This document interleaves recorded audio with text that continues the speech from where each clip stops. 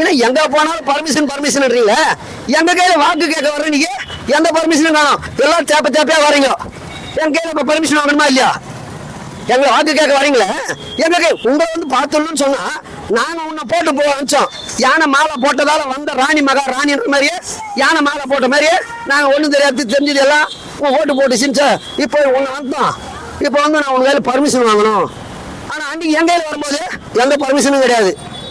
இன்னைக்கு வந்துட்டு தான் உனக்கு பர்மிஷன். யாரையா என்னுடைய பணியாளர், நீ மாச சம்பளம் வாங்குற, உன்னை நான் பார்க்கறதுக்கு பர்மிஷன் வாங்கணுமா? நான் வந்தேன்னு சொன்னா ஓடியாந்து நீ நிக்கணும். உண்மையில நான் என்ன பர்மிஷன் கேட்கணும்? இது எந்த விதத்துல இருக்குது? ஆனா ஓனரை பாக்குறதுக்கு பர்மிஷன் கேட்கணும், வேலைக்காரனை பாக்குறதுக்கு பர்மிஷனா? இது எந்த அளவுக்கு கொடுமைன்னு நினைச்சு பாருங்க ஐயா. எனக்கு ஆளுநரும் பணியாளர் தான் என்னுடைய மாத சம்பளத்தை கை நீட்டி வாங்குறாங்க. இந்த பணியாளர்களை பாக்குறதுக்கு பர்மிஷனா?